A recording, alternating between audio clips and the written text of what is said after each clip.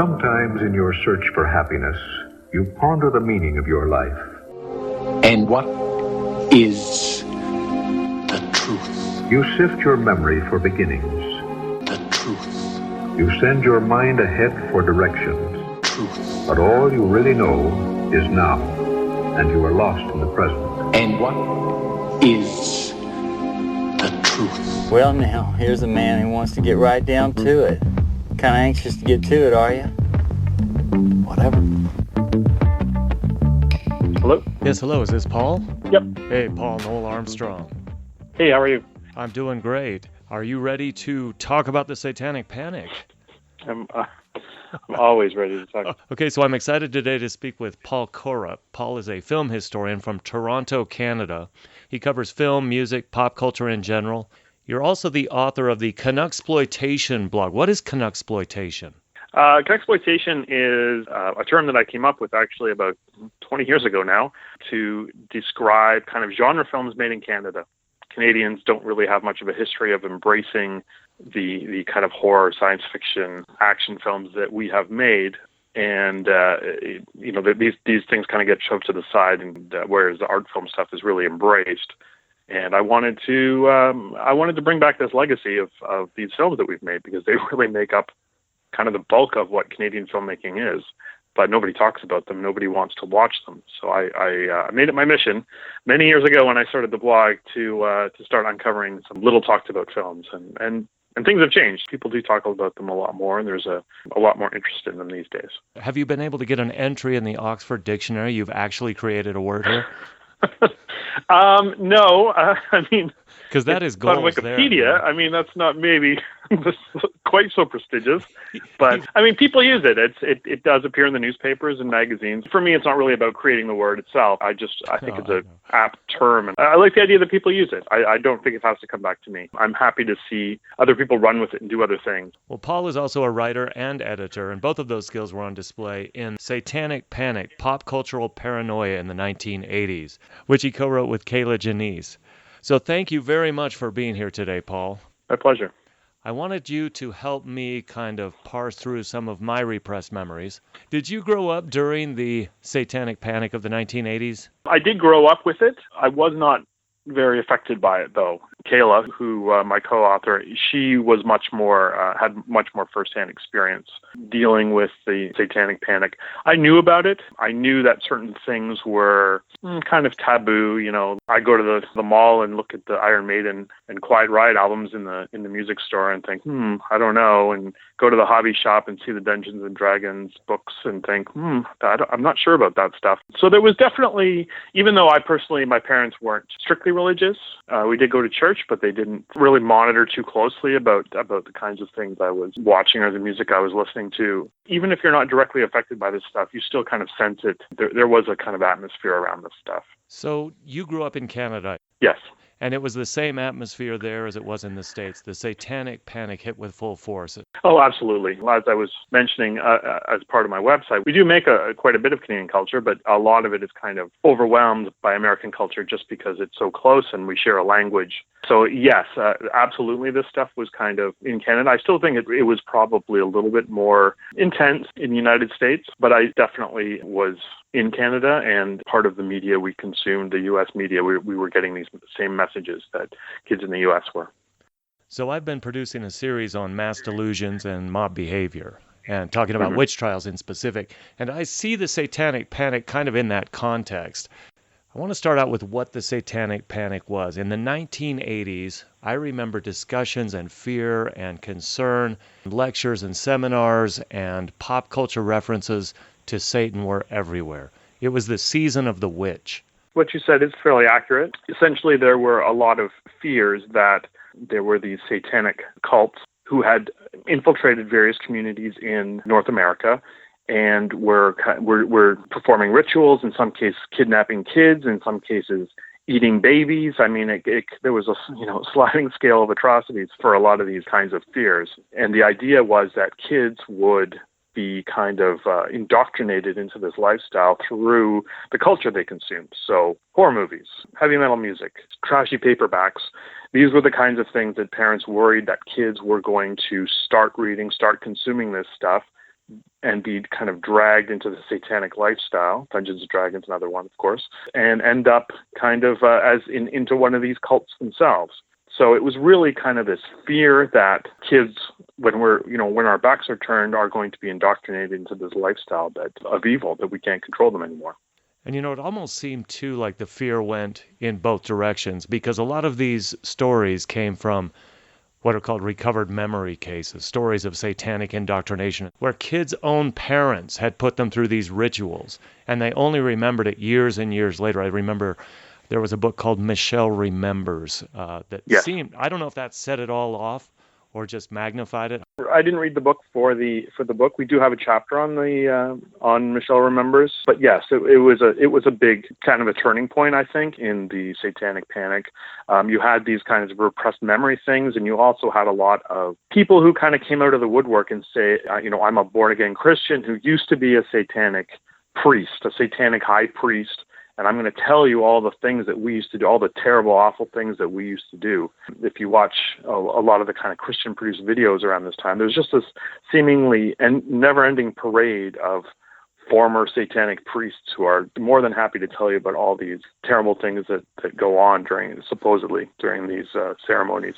So yeah, there was a lot of feeling that your neighbors could be involved in these cults. And I think, like you said, it's similar to the witchcraft trials in the 1960s, or even fears of communism in the 1950s, this idea that my social group, my neighborhood has been infiltrated by this group of evildoers, and I have to be extremely careful not to be indoctrinated and slip into their coven.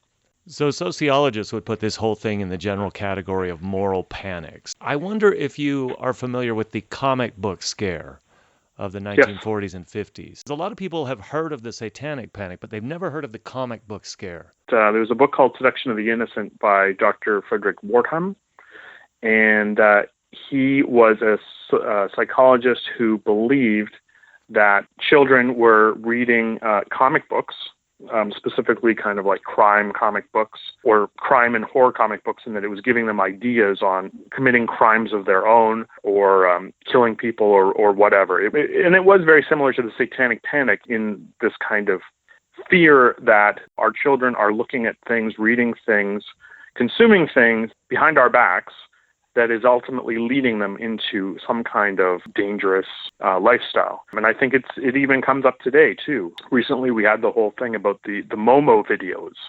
And the worry was that kids are watching things on YouTube that are, telling them to kill their parents or to kill themselves or any of that stuff. But it still plays on that kind of parental fear that if I say, go to your room and play, that they're going to go in there and read a crime comic book, they're going to listen to a satanic heavy metal album, or they're going to watch YouTube videos that encourage suicide. I mean, all these things are kind of myths, but definitely real parental fears that don't go away.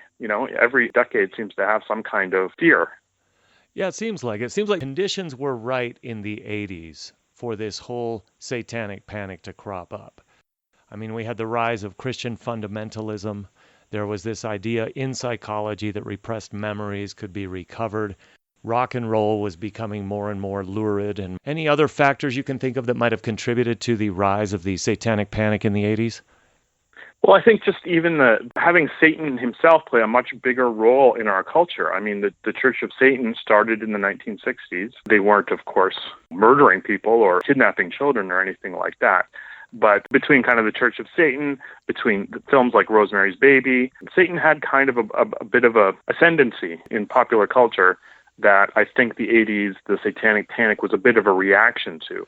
And I think it's interesting if you listen to some of those preachers, born-again Christians who are kind of ex-satanic priests, or so they claim, that they will often saying things that are taken from a movie. There was several incidents where people were saying things that they just seen in Rosemary's Baby. And of course now it's easy to go down to the store and watch Rosemary's Baby and say, oh yeah, I see where you got that. But if people hadn't seen that, a Christian who had maybe, didn't want to go see horror movies wouldn't realize necessarily that this was just from a film or picked up from a book or any of this kind of stuff.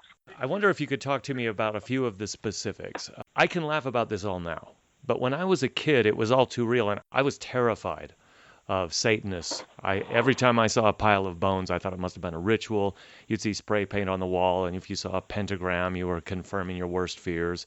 I remember going to a seminar, which was called a fireside. It was at somebody's house, and an expert from the music industry, again, like these former high priests, this was a former rock and roller, who was telling us how corrupt the music industry was.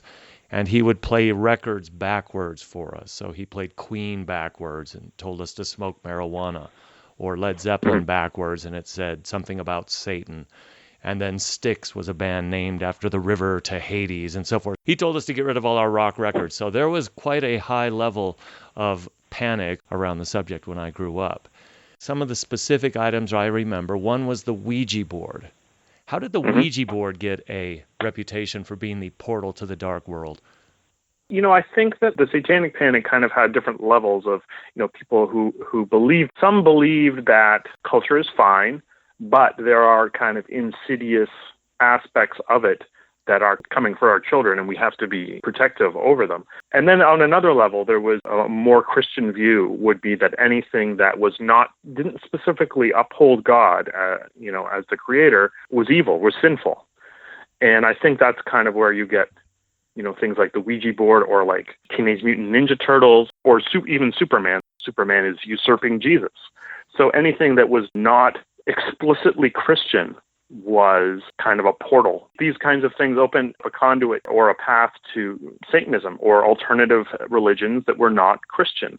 And I think, Ouija board may be a little bit on the far end of that spectrum, but, the idea that if you were talking to the dead, Christians don't believe that you can talk to the dead because the dead are in heaven, and there's no communication there. So it doesn't uphold Christian values. So therefore, the Ouija board was potentially satanic or potentially a doorway to danger, as one video I've seen referred to this kind of stuff. Same thing with like black candles or, like I said, Teenage Mutant Ninja Turtles or Smurfs or anything that didn't seem to uphold a very explicitly Christian worldview was deemed to be, a slippery slope. The Smurfs is a very interesting case. I saw a guy on an old TV clip saying that the Smurfs looked dead and that was kind of their satanic influences, that they were zombies or corpses because they had blue skin and black lips. Yeah, that's Phil Phillips. Interestingly, a guy I know is a filmmaker from New York, was visiting here, and I met with him because he had an interest in this kind of stuff, and he told me that he was trying to track down Phil Phillips because he wanted to find out if he still believed all this kind of outlandish stuff about the Smurfs and He-Man and all these different toys and Saturday morning cartoons that were also kind of targeted as part of the Satanic Panic. A lot of these preachers, but also kind of ex-satanic priests, were kind of either revealed to be lying or have recanted their positions. He wasn't able to track him down, but I thought it was interesting that this idea that he would say, oh yeah, that was 30 years ago, forget it. Pazder, the psychologist from Michelle Remembers, he made a lot of profit and achieved a lot of notoriety and fame of a certain type because of his work in Michelle Remembers. I think he even got an audience at the Vatican. Testified in over 1,000 cases of supposed satanic ritual abuse over the country. So I don't know if he would recant at this point, but obviously there was a profit motive, there was a fame motive on both sides. Satanic influence made your album sell better. A lot of bands, I think, weren't necessarily explicitly satanic, but they weren't discouraging the belief that they may be, influenced by Satan or that they worship Satan. Certainly now you could probably say there are bands that probably are Satanists, but if people don't think that they're trying to actively indoctrinate children. Plus, I think parents who were listening to their Mantovani albums were concerned that the kids were listening to Metallica, but now kind of like the grandparents listen to Metallica. It's true. So it's, there's not such a concern that the kids are getting messages from that kind of stuff because they already know all the lyrics. In one of the interviews I read with you, you talk about one of your favorite manifestations of the Satanic Panic was a Jack Chick track about rock albums. Can you describe that track? In the chapter that I wrote for the book, there's 2 tracks I talk about. I've been kind of interested, I won't say obsessed, but I've been interested in Jack Chick, who was a fundamentalist Christian cartoonist, Probably, I don't know, since I was a teenager for sure. So even which was in the 90s, because I had seen, even in Canada, his tracks kind of laying around. They're small little 30-page, 25-page little pieces of paper. They're about, 3 inches by about 5 inches long. Little tiny comic books with Christian messages in them. And some of them are fairly innocuous. They're just about kids who are, gee, does God love me? And in the end, of course, they realize that God does love them, and it's wonderful. But he also created, especially during the kind of like late 70s and early 80s, he created a lot more kind of conspiracy-minded stuff, taking a lot of stuff like the Satanic Panic or pop culture and using it to really create these outlandish comics about how Satan was influencing everyone.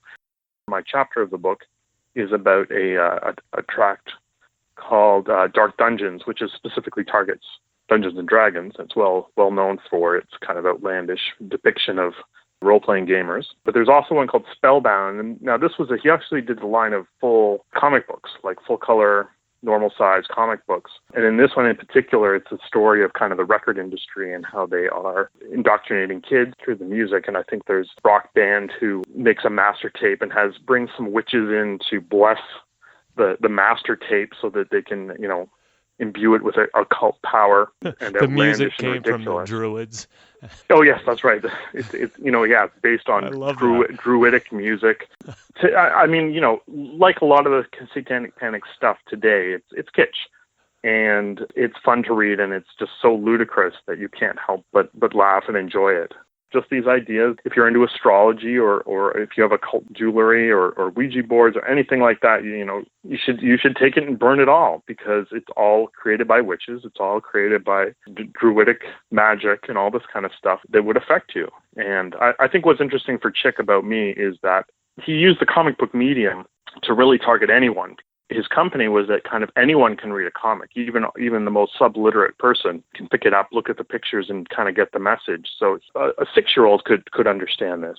And I think that's kind of what's interesting about it. It just really has a very, very wide possible readership. Yeah, and his comics were as overblown and fantastical as any superhero comics could ever be. Yeah, absolutely. Yeah, no, I'm a big fan, and I've been collecting since I was a teenager, essentially. Is he still alive, Jack Chick? No, he died a few years ago, maybe 6 or 7 years ago, I'm not sure. And there isn't a lot of people looking at his stuff. I was thrilled to get the chance to write about it because I've always wanted to. And there's I think 2 books about him, and there's 1 or 2 documentaries, but that's kind of it. And kind of like no pictures of him. He was never officially photographed or anything like that. I think they had 1 picture in the documentary. They have a picture of him from the 1960s or something, and that's the closest they have.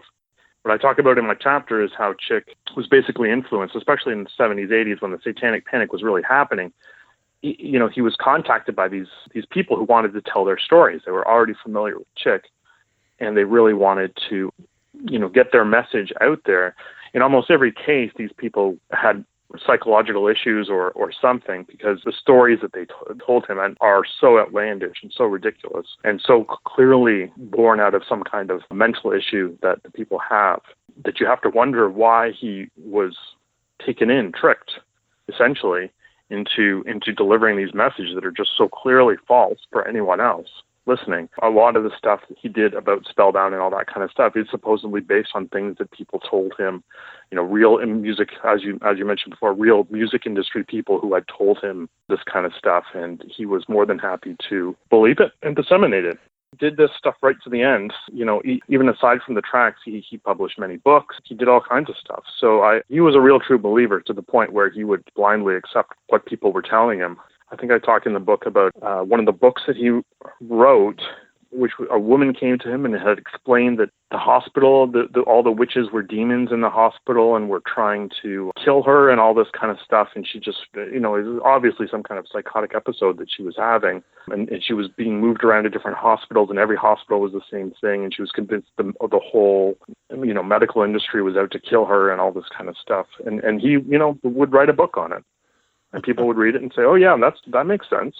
He was kind of like the comic Art Bell. Yeah, exactly. To me, he's a very fascinating figure, and the way he got caught up in kind of the Satanic Panic stuff, because he didn't tend to do a lot of pop culture stuff until late 70s, early 80s, when it started to pop up. He did a little bit more on music. He did a little bit on television shows. He talks about how Bewitched is the TV show about the witch was another kind of one of these portals to satanic worship. In pop culture, the Satanic Panic seemed to spread everywhere. I think that even Oprah had an episode on Satanism, now a famous or infamous episode on Satanism.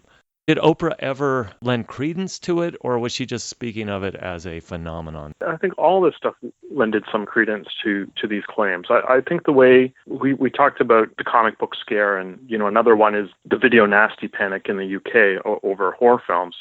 But I think the Satanic Panic just hit at this really kind of sweet spot in American culture, where you had all these different things going on. You had the rise of daytime talk shows. You had the rise of videotapes and VHS.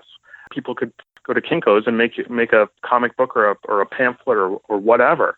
These new avenues that people could be reached: books, videotapes, cassette tapes, recorded sermons that people would order from Bob Larson or whatever and get a bunch of tapes back explaining to them how Satan was coming after their kids. And they could see it, all this stuff, in the Saturday morning cartoons. They could see it at the mall with the Ouija boards on the shelf and the Iron Maiden albums and the D&D miniatures in the store. Like, it really just seemed to be this confluence of, cultural avenues that this message could be spread. Churches seem to me to be the hotbed of spreading this message also. Oh, absolutely. And there was all these videos, all these videotapes the churches would make. And, you could go to your pastor and he would give you, take some videos home with you and watch them. And, guys like Bob Larson and Mike Warnicki, all these kind of preachers would basically gain fame, on these videos that were not, you couldn't go to Blockbuster and get them, but they nevertheless were spread around in a very prolific way and were extremely convincing. I mean, there's one thing to have a preacher stand up in the pulpit and say, "Oh boy, Satan's coming after your kids. Don't let him listen to rock."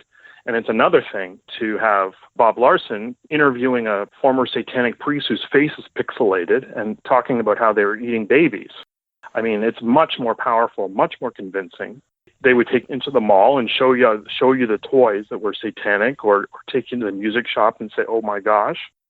People like Oprah and Geraldo were obviously aiding that by also bringing it into more of a mainstream conversation, right? You could see it on network TV.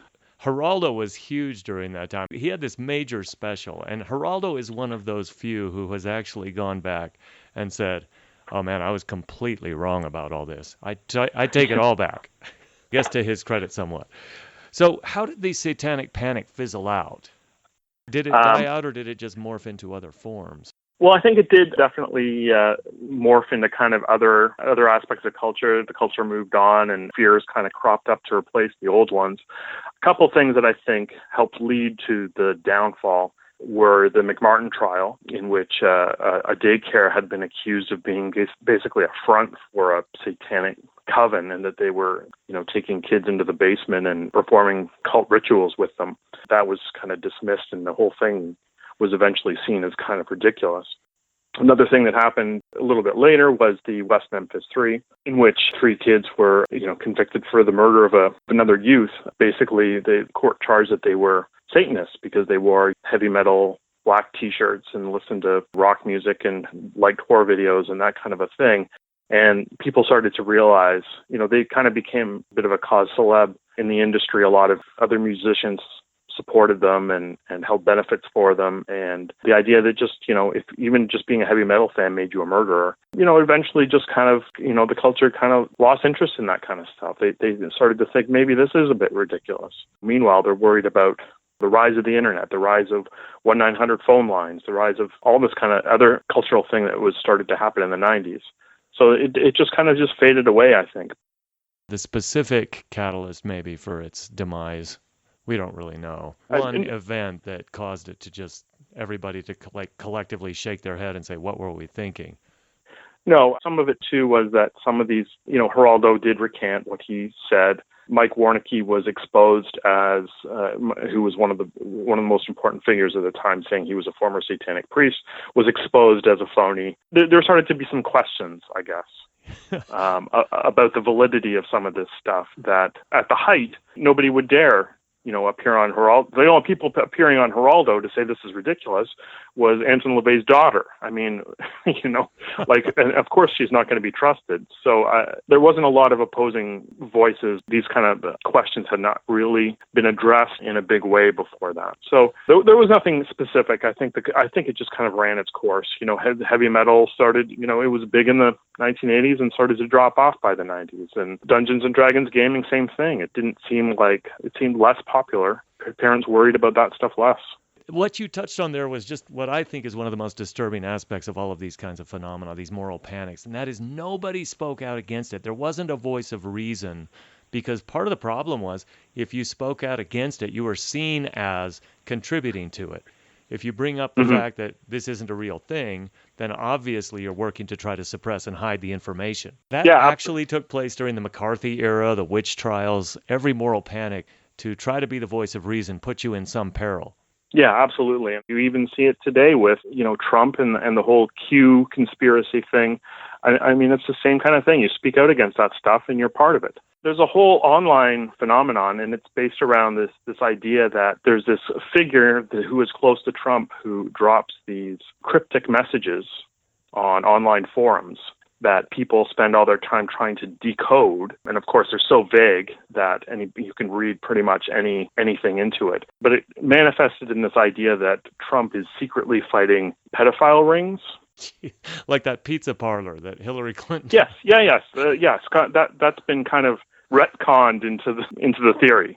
So yeah, it's this idea that a lot of the Democrats are worshiping Satan, are eating babies, are abusing kids, and trafficking children. It kind of plays on those same kind of fears and ideas, and people who have spoken out against it have been, well, you're just part of the conspiracy, despite the obvious ludicrousness of the ideas that.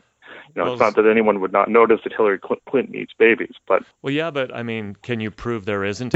Well, exactly, right? I would say a lot of this stuff perhaps does start as a joke, or just wouldn't it be strange if, and ends up working its way into culture in a very kind of interesting and fascinating way, into the point where it not takes over, but it becomes a major force that thousands of people know about and thousands of people follow. Wow, that's sobering. I really appreciate your time speaking with me on this. Any other aspects of this that you find fascinating? One thing we didn't really talk about is one interesting aspect of the Satanic Panic was that not only were horror films and music and gaming kind of attacked by these groups, it actually led to two different actual kind of subcultural industries. One was this kind of Christian-approved version of the culture that was deemed to be bad. So instead of black metal, you had white metal. You had role-playing games in which you played, biblical figures. There was all this kind of like, I guess, a kind of a mirror. It's like Star Trek with Spock with the beard. You had this kind of industry where kids could still do the stuff that they wanted to do, but parents didn't feel like they would have to worry that the kids were getting bad messages or whatever. This still didn't totally appease a lot of people. I've seen videos in which people say, well, Christian metal is still metal and it's still bad for kids. At the same time, you had this other cultural industry of culture that was commenting on the Satanic Panic. So you had films like Trick or Treat or Evil Speak or Rocktober Blood, where you had movies, horror films, about kids who were listening to records backwards and getting satanic messages from it or whatever. In the end, of course, these filmmakers were often sympathetic with the kids over the parents. It was revealed to be, innocuous, or they easily call forth Satan and then defeat him. But I think it's interesting that the Satanic Panic really just kind of created culture. It wasn't just a reaction. Culture was reacting to it as well. Yeah, that is interesting. When we were talking about how it died out, the cynical side of me says it died out because you couldn't make a buck or get famous from it anymore. I wonder if there's not some truth to that. Yeah, no, for sure. I'm sure that the sales of Dungeons and Dragons shot up during the Satanic Panic, that rock albums were much more popular. In fact, there's a whole book called How the Occult Saved Rock and Roll. Yeah, I know. I haven't read it, but I do know it. And it's actually a pretty convincing thesis. Churches were never more powerful and more influential than they were during the time when they were warring against this real existential threat, whether it's witches or Satan in the culture or whatever. So everybody wins. Right. The only people who don't win are the ones who were accused of performing these ritual abuses and have to go to trial for 7 years, like the McMartin trial. McLeese. Yeah. I mean, it did have some real consequences for some people. It was often kind of used as an excuse later. So things like the Ricky Casso killings, a kid died, and at that point they said, well, it was because of Satan. It didn't really cause a lot of problems, but it definitely did later. Kind of people were falsely accused of things that simply weren't true. So. Did anybody get out of a criminal prosecution by claiming that Satan made them do it? Not that I know of. It wasn't really seen as an excuse, or, like if there's a teenager and they say, why did you kill him? And they say, well, I don't know. Maybe it was the albums I was listening to or something like that. I mean, that even still happens. Or video games. Video games caused me to go and shoot people. It doesn't really work as an excuse, I think. I think people were still, if you say, well, Satan made me do it, well, then I think people were, well, you definitely need to be locked up then. If you're an agent of Satan, can't let you run around on the streets. Let me ask you a big picture question. What does the whole Satanic Panic tell us about pop culture, about human nature? Any takeaways from this? The big takeaway for me from working on this book and reading all these different aspects of it is just, and I think I touched on this before, but just the way these outlandish ideas or these outsider ideas can work their way into the mainstream culture, either through a combination of people trying to profit off of it, people being intentionally dishonest, people with perhaps mental health issues who are convinced of something that's not true. These small things, only a handful of people can just kind of mushroom in a very startling way to become a, not dominating force, but definitely to affect our culture. And I think probably, I'm no expert on some of these other moral panics, but it seems to me that it would be likely that you would find the same kinds of things happening throughout history. Ideas kind of enter the mainstream in a back door, but it definitely ends up with books being written about it and movies being made about it and has a appreciable impact on our culture. All right. Well, thank you so much. I've been speaking with Paul Korup, author of the Canucksploitation blog, also the author of the book Satanic Panic, Pop Cultural Paranoia in the 1980s, which is available on Amazon, Barnes & Noble. Just hearing the name, people wouldn't know how to spell it, so it's Corupe. It'll be in the show notes. We'll link it. All right, well, thank you so much. I really appreciate your time this morning. Yeah, no problem.